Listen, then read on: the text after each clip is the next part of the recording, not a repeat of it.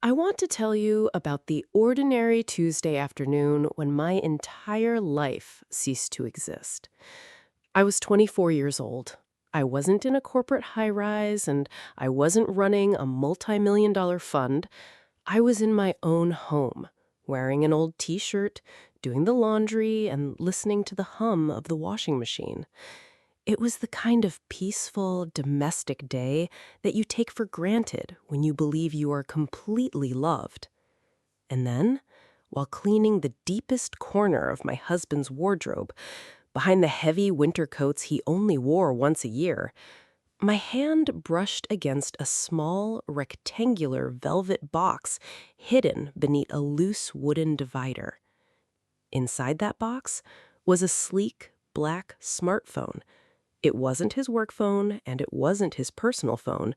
It was completely wrapped in a dark silicone case, blacked out and heavily encrypted with a numerical password and Face ID authentication.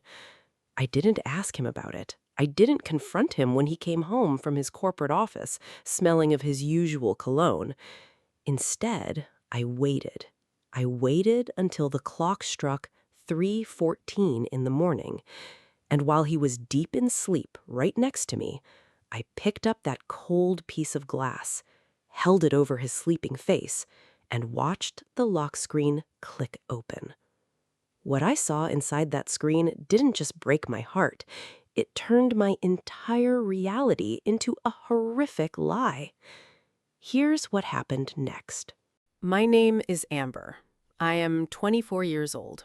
I have long, platinum blonde hair, deep blue eyes, and for the last 4 years, I dedicated myself entirely to building a warm, peaceful home for my husband, Mark.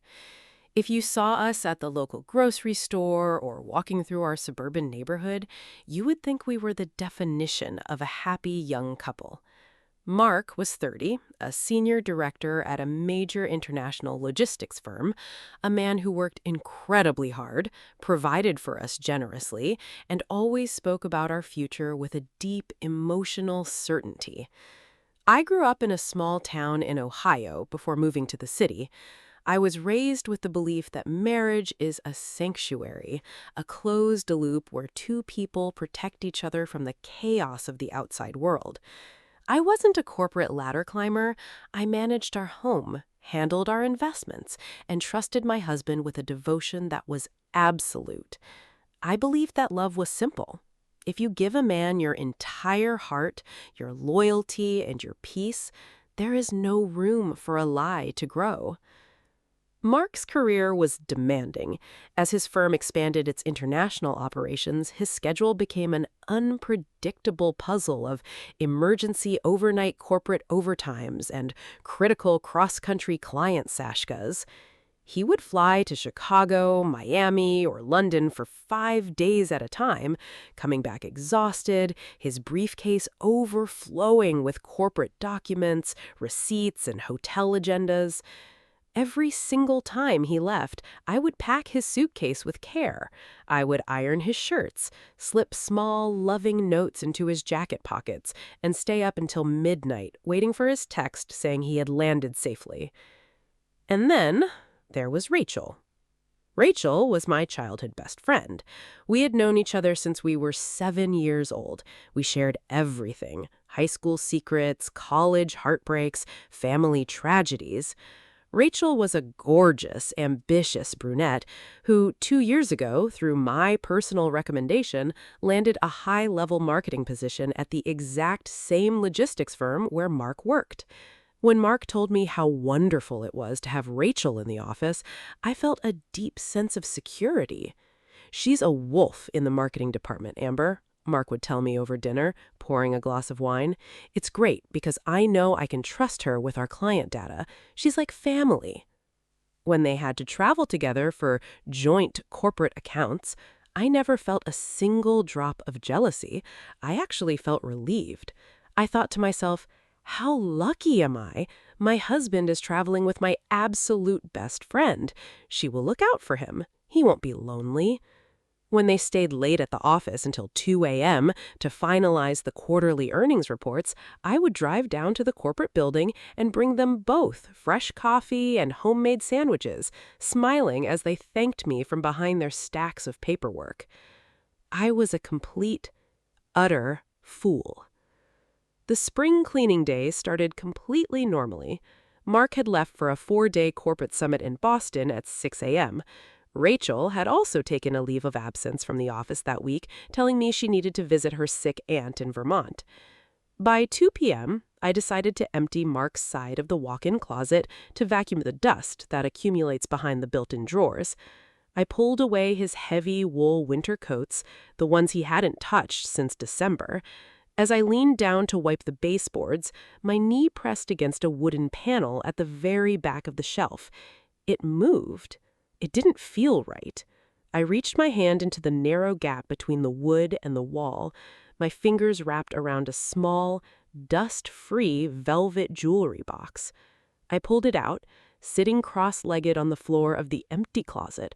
I opened it, expecting perhaps an old watch or a hidden anniversary gift. Instead, there was a secondary smartphone. It was on. The battery icon showed 98%.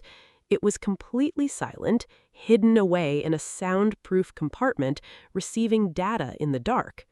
I pressed the power button. The screen illuminated, displaying a locked screen requiring a 6-digit passcode.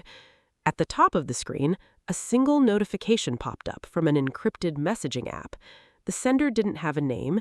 It was just a single emoji, a red heart. The message preview was hidden. I sat there in the quiet house for 2 hours, holding that warm piece of metal in my hand. My mind tried to invent a logical explanation. Maybe it's a secure work phone. Maybe it belongs to the company.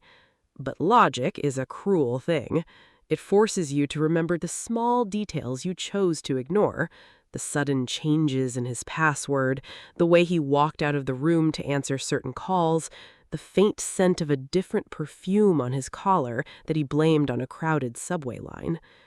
I didn't call him. I didn't send a furious text to Rachel. I placed the phone back inside the velvet box, pushed the wooden panel back into place, and went downstairs to cook dinner. Mark returned from his Boston trip later that evening at 9 p.m.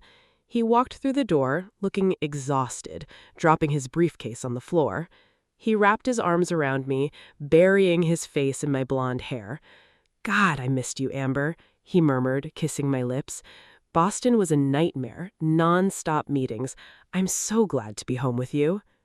"I'm glad you're home too, Mark," I said. My voice was smooth, completely clear, and entirely empty of emotion. I looked at his face. I looked at the slight indentation on his nose, his dark eyes, the small lines around his mouth. I realized I was looking at a complete stranger. I did not cry.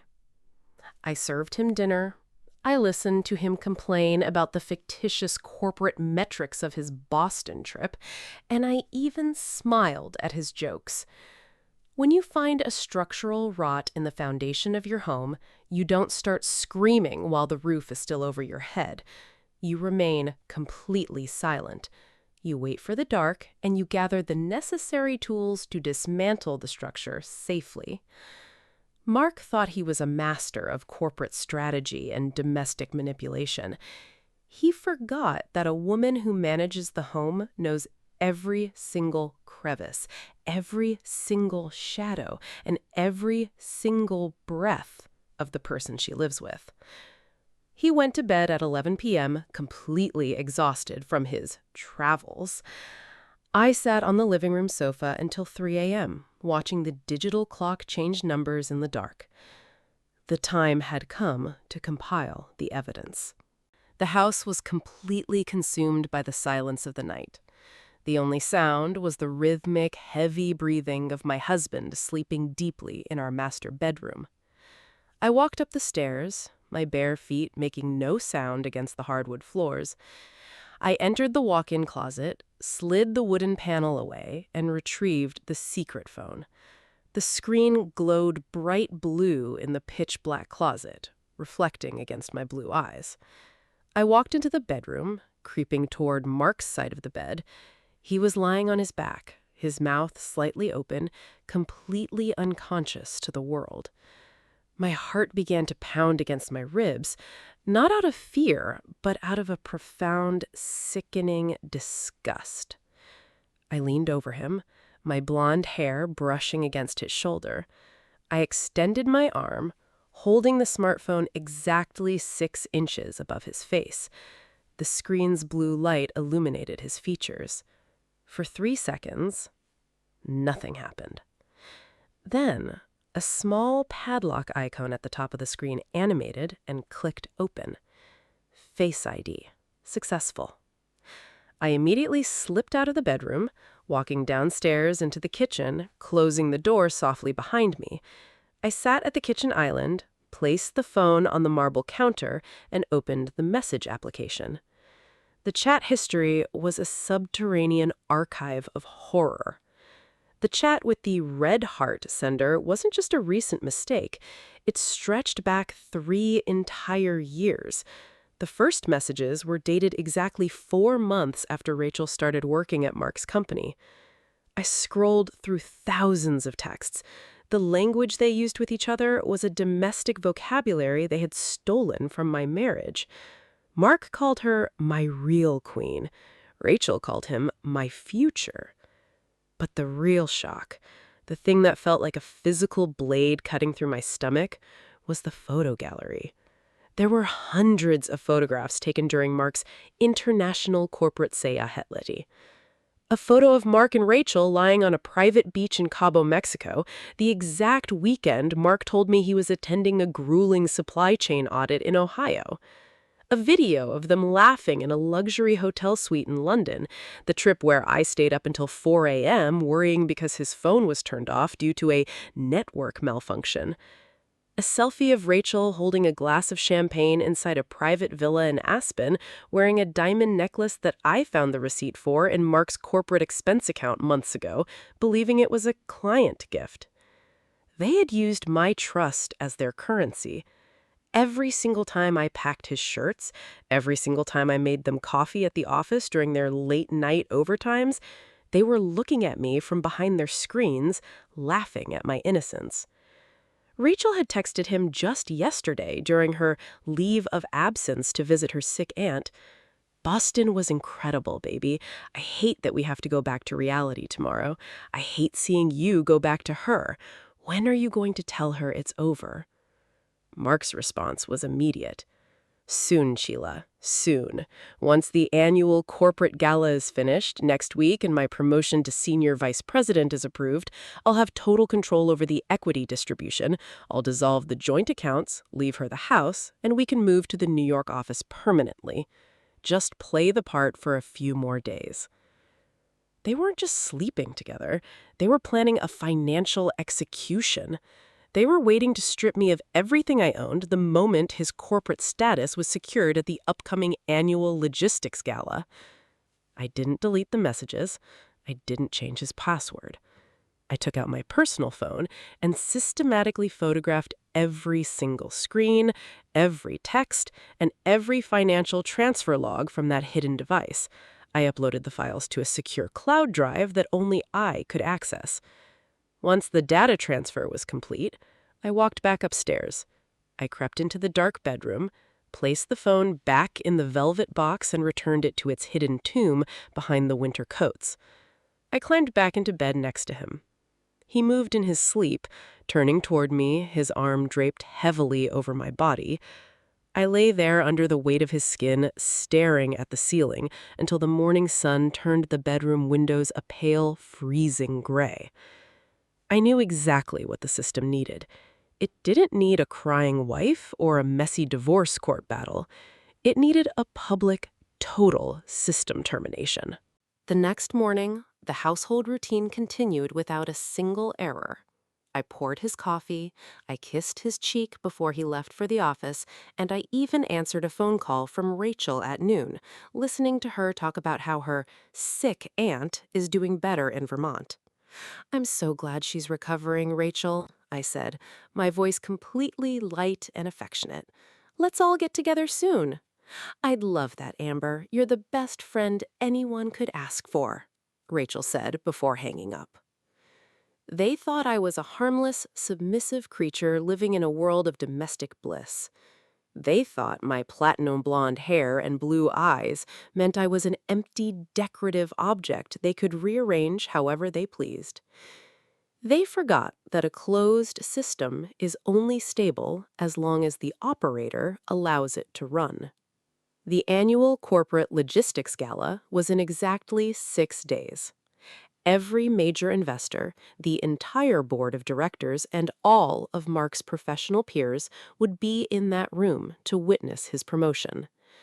I spent those 6 days writing the final script for their downfall. The grand ballroom of the Mandarin Oriental Hotel was a display of pure corporate luxury. Hundreds of high-profile executives, international logistics clients, and venture capitalists moved beneath the massive crystal chandeliers, their diamonds catching the warm light of the room. The air was filled with the music of a live string quartet and the constant clinking of expensive champagne flutes. Mark was in his absolute element. He looked incredibly handsome in a custom black tuxedo, his hair perfectly groomed, his chest puffed out with the unshakable confidence of a man who was about to inherit an empire. Rachel was standing right beside him in a glamorous backless black gown, laughing elegantly as they talked to the members of the board. I walked into the ballroom slightly late. I wasn't wearing a standard, quiet corporate outfit. I wore an absolutely breathtaking, high-end crimson silk evening gown that hugged every curve of my body, my platinum blonde hair cascading down my shoulders in perfect waves, my piercing blue eyes cool and bright. The second I stepped into the room, conversations stopped. Executives turned their heads to look at me. Mark smiled widely, walking over to slip his hand around my waist, kissing me on the cheek in front of the managing directors. "You look absolutely incredible, Amber," he whispered, pride dripping from his voice. "Thank you, Mark," I said, looking over his shoulder directly into Rachel's eyes. Rachel smiled at me, raising her glass. "You look beautiful, Amber," she said smoothly. "We make a great team, don't we?" I replied with a soft, cryptic smile. At 9 p.m., the chime of a silver spoon against a crystal glass signaled the beginning of the presentation. The lights in the grand ballroom lowered, and the massive 50-foot digital projection wall behind the stage came alive with the company's annual review graphics. The CEO of the firm, an older, distinguished man named Harrison, Vance, no relation to me, but a man who valued absolute integrity, took the microphone. "Tonight, we celebrate our global expansion," Harrison announced, his voice echoing through the silent ballroom. "And it is my distinct privilege to introduce the man who will lead our logistics network into the next decade as our new senior vice president, Mark." The room erupted into loud applause. Mark turned to me, gave me a quick, performative kiss, and walked up the steps of the stage, standing under the intense spotlights of his own exposed crimes. He adjusted his microphone, looking down at the crowd of billionaires with total authority. "Thank you, Harrison," Mark said, his voice deep and resonant. "Before I share our strategic roadmap for the coming year, I want to take a brief moment to present a visual summary of the personal dedication, the late-night overtimes, and the immense corporate travel that made this growth possible. Please, look at the screen." That was my cue. I didn't stay in my seat. I had walked into the technical control booth at the back of the ballroom 5 minutes earlier, flashing a security pass I had duplicated from Mark's briefcase. The young AV technician inside had no reason to question the stunning wife of the incoming vice president when I told him Mark wanted a last-minute adjustment to the video presentation slide. I slid my encrypted flash drive into the main terminal. Instead of the corporate slides showing shipping routes and financial graph charts, the 50-foot projection wall suddenly turned a deep, high-contrast midnight blue. A single sentence appeared across the screen in massive, clean white typography. The recent corporate travel summary of Mark and Rachel. The investors frowned. A confused murmur rippled through the hundreds of guests. Mark turned around to look at the screen behind him, his eyebrows drawing together. It seems we have a formatting error in the media deck?" I hit the confirmation key. The presentation wall split into a massive grid of images and text logs. The first image that rendered was the high-definition photo of Mark and Rachel lying together on the private beach in Cabo, Mexico. Below it, the corporate expense log appeared, showing the exact $14,000 corporate transaction Mark had authorized using company funds for a supply chain audit. The entire ballroom went completely, terrifyingly dead silent. You could hear the ice melting in the champagne buckets. Mark's microphone emitted a sharp, piercing hiss as his hand began to shake.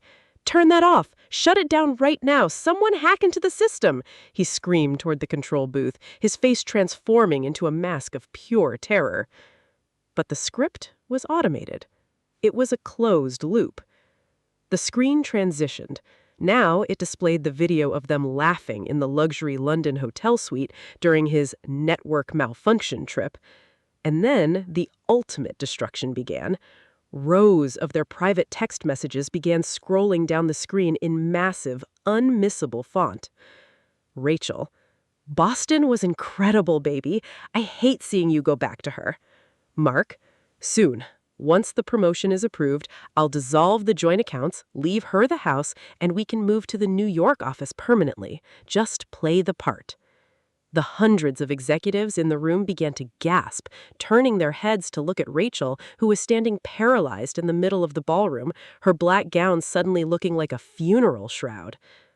I walked out of the technical booth, moving slowly down the grand steps of the ballroom, the crimson silk of my dress flowing behind me.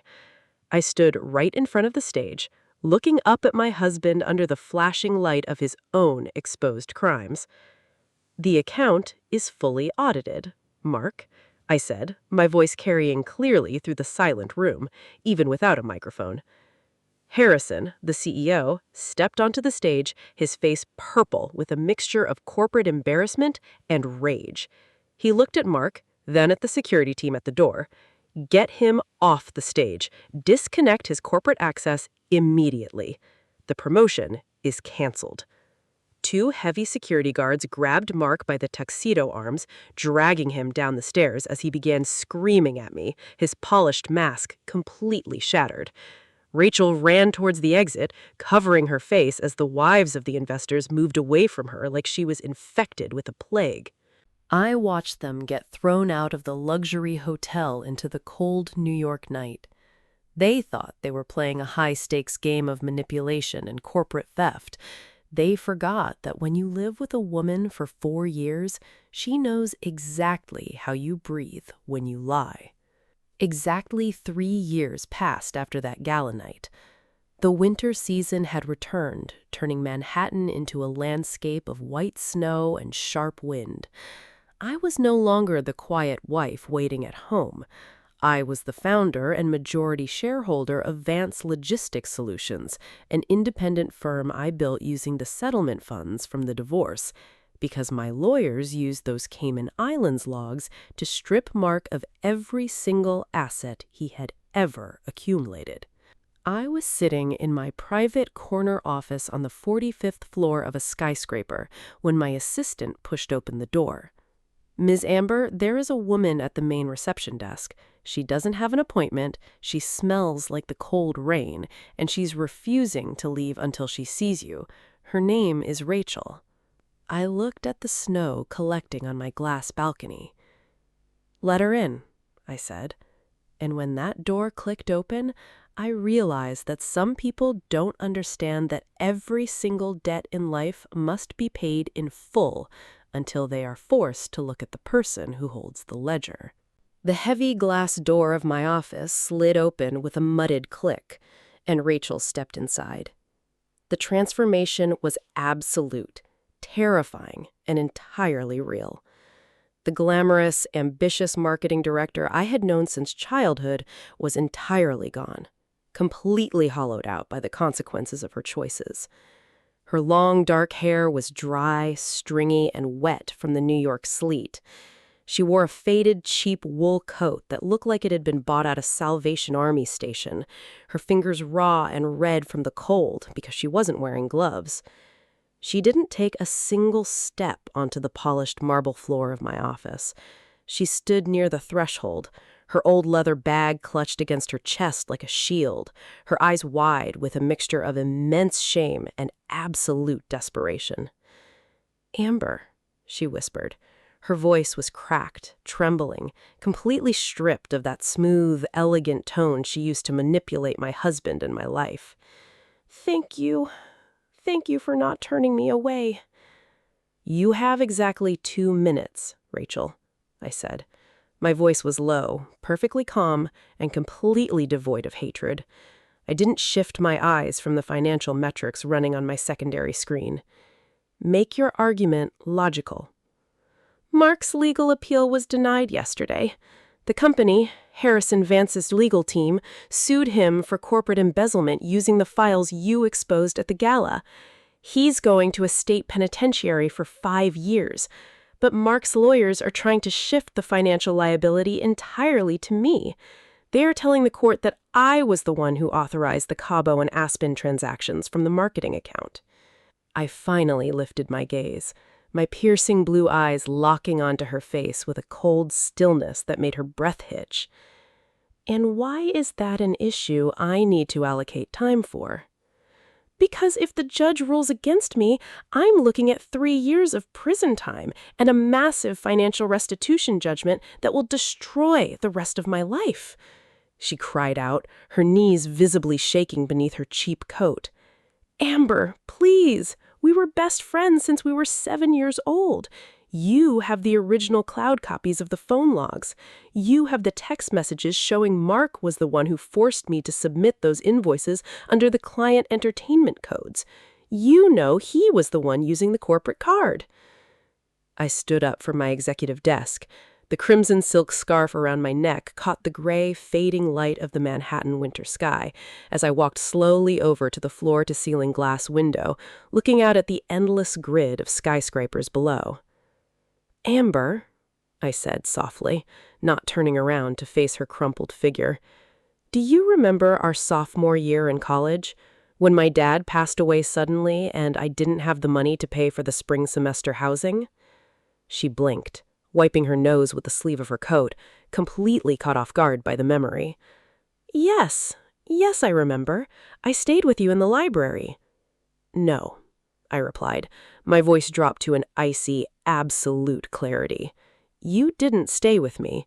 You went to the financial aid office, claimed you were my authorized representative, withdrew my emergency student grant application, and used that exact allocation to pay for your summer study abroad program in Paris, while I took a leave of absence to work 2 cleaning jobs."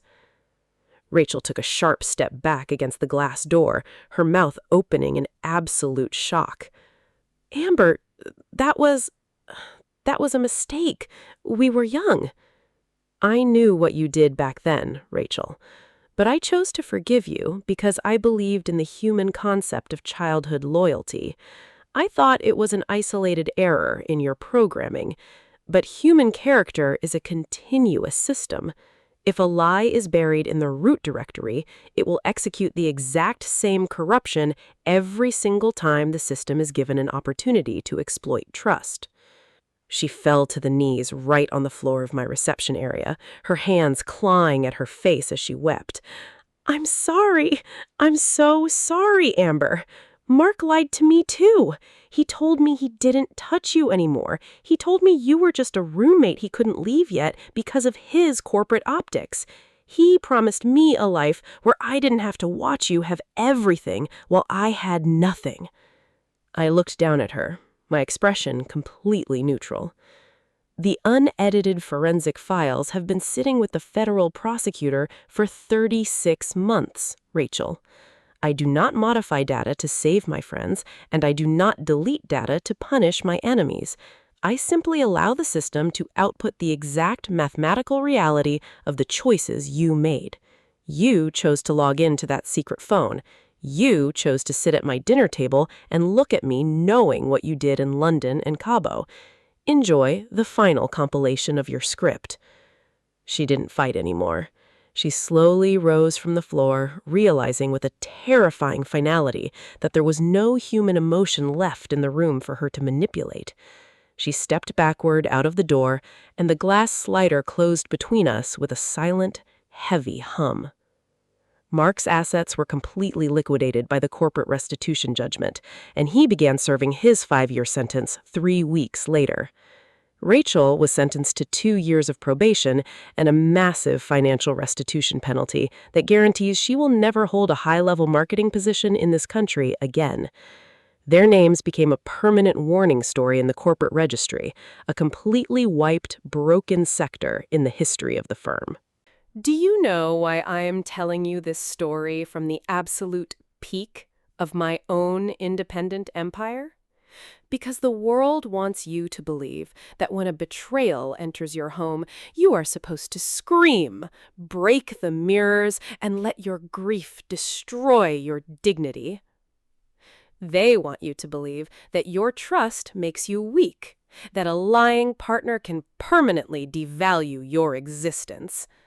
But they don't understand the absolute purity of a log file. Your life is an ecosystem, and sometimes finding that hidden, secret phone inside your closet is the only way the platform can force a mandatory, absolute audit of your reality. It forces you to write off the toxic partnerships. It forces you to delete the parasites that have been living off your peace behind your back. Mark and Rachel thought they could build a paradise of lies using my silence as their foundation. They forgot the most basic rule of a closed system. The person who cleans the house always knows where the dirt is hidden. I am Amber. The ledger is closed. The balance is 0. And my life finally runs entirely on my own terms.